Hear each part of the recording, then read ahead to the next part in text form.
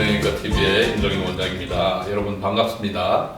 오늘은 족저근막염 2편으로서 족저근막염을 어떻게 치료하느냐 방법에 대해서 여러분들께 말씀드리겠습니다.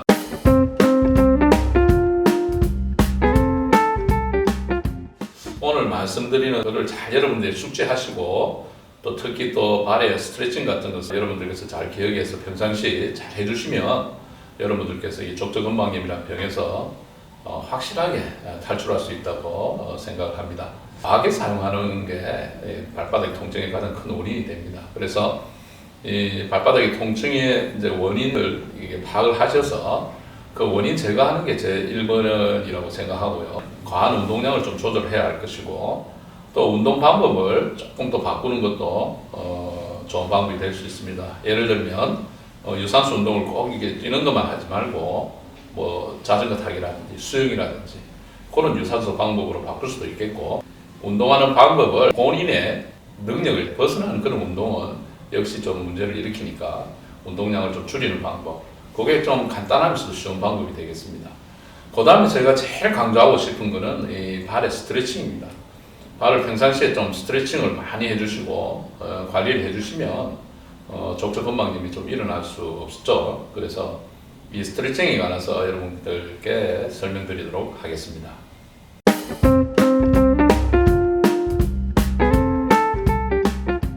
아까 스트레칭 가장 중요한 옵션이라고 제가 말씀드렸는데, 이 발에 대한 스트레칭은 두 가지로 우리가 나눌 수 있겠습니다.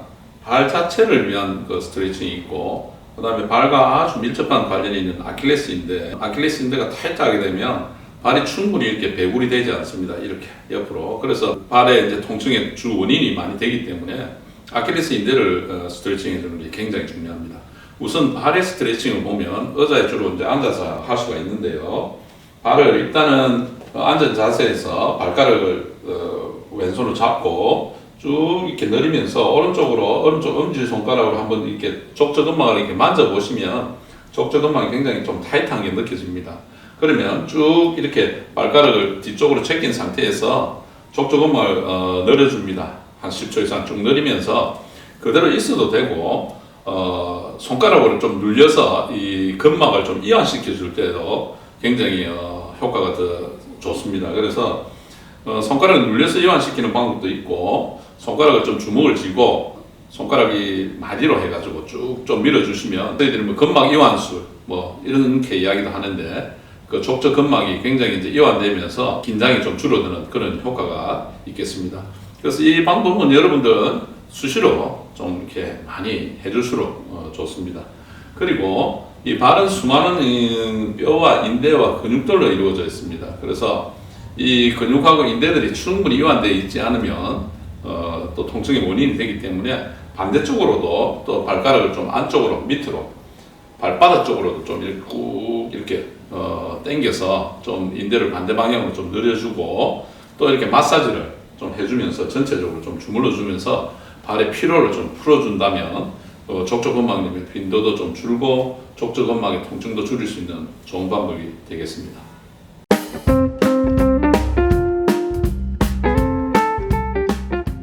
여러분들 이렇게 서서 스트레칭 하는 방법으로 발 밑에 폼 롤러라든지 냉장고에 있는 캔이나 뭐 병 같은 것도 괜찮습니다. 또 테니스 공 같은 거, 그런 걸 발바닥 밑에 좀 압력을 가하면서 무게를 좀 실어서 앞뒤로 꾹 눌려주는 거, 그런 것도 좀 스트레칭이 많이 되는 방법입니다.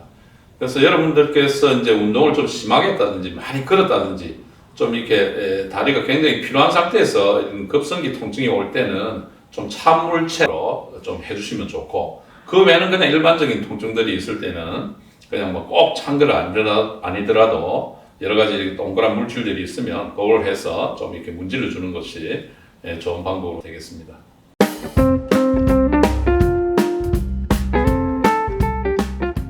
그리고 아까 말씀드린 아킬레스건을 늘리는 방법입니다. 그래서 아킬레스건은 생활 속에서 항상 여러분들 틈틈이 아킬레스건이 충분히 늘어나도록 여러분들이 신경을 써야 됩니다. 우선 이게 서 있는 자세에서 벽을 이렇게 쳐다보고 벽을 손으로 짚은 다음에 다리는 조금 이렇게 어깨 넓이로 벌려서 일자로 앞뒤 다리가 일자로 한 다음에 발바닥을 땅에 대고 앞으로 엉덩이를 쭉 밀면 종아리 아킬레스가 굉장히 이렇게 타이트해지면서 늘어나는 걸 여러분 느낄 수가 있습니다. 무릎을 쭉 펴면 우리가 비복근이라는 거, 무릎 위를 지나가는 그런 무릎을 굽히는 근육입니다. 그 비복근을 늘리는 운동이 되겠고, 또 아픈 무릎을 조금 굽혀서도 할 수 있습니다. 굽히면 종아리 안에 있는 근육, 이 가자미근을 늘리는 그런 스트레칭이 되겠습니다. 이거는 뭐 간단한 거니까 여러분들 평상시에 항상 수시로 이걸 좀 해주시기를 바랍니다. 그 다음에 이제 서서 벽을 이제 보면서 다리를 벽 쪽에 대고 발바닥을 벽 쪽에 딱 댄 다음에 또 몸을 앞으로 쭉 엉덩이를 앞으로 밀면 종아리가 늘어나는 것을 여러분들 느낄 수가 있습니다.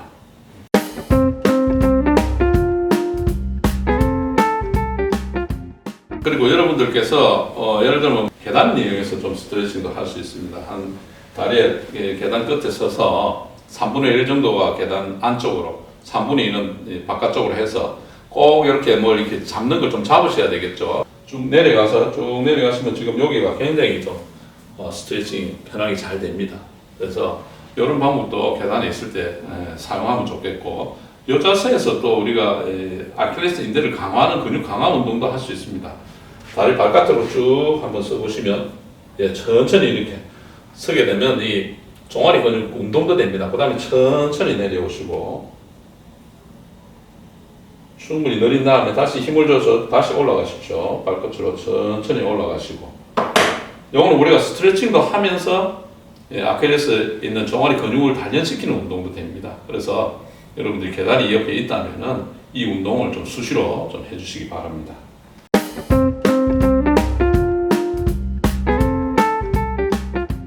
그리고 여러분들께 발가락 운동을 재밌게 할 수 있는 방법을 제가 가르쳐 드리겠습니다. 두 가지를 가르쳐 드리겠는데요.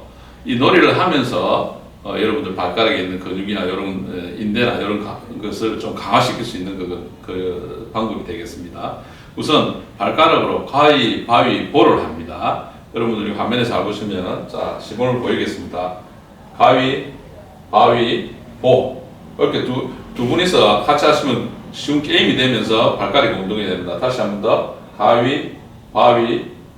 자, 가위바위보 한번 해보겠습니다. 가위바위보, 가위바위보. 이런 식으로 해서 여러분들 발가락 운동하면 굉장히 발가락 근육 강화하는데 좋은 방법이 됩니다. 그리고 두 번째 방법은 여러분들이 휴지를 바닥에서 이렇게 발가락으로 집어서 이것을 좀 옮기는 거라든지, 그 다음에 발가락으로 좀 이렇게 장난치는 것도 괜찮습니다. 장난을 친다든지, 그 다음에 이게 발가락으로 딱 집어가지고 ABC를 좀 쓴다든지.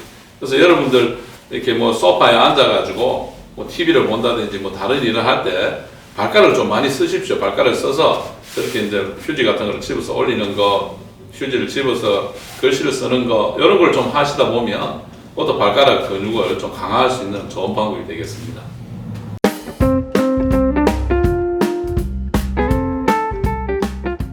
말씀드린 여러 가지 스트레칭이나 근육 강화 운동으로 여러분들 많은 도움을 받을 수가 있겠지만, 또 이런 방법들로 해서 호전이 안 되는 수가 있으면 병원에서 여러분들 도움 받으셔야 되겠습니다. 이게 이제 급성기를 지나서 만성기가 되면 상당히 좀 치료가 어려워지는 것을 저희들이 경험하기 때문에 여러분들께서 이제 병원을 좀 찾으셔서 전문의의 도움을 받으셔야 합니다. 전문의의 도움을 받을 때 이제 아까 말씀드린 그런 여러 가지 운동요법도 중요하지만 병원에서는 일단은 뭐 약물 치료라든지 물리 치료를 사용해서 여러분들께 도움을 줄 수가 있습니다.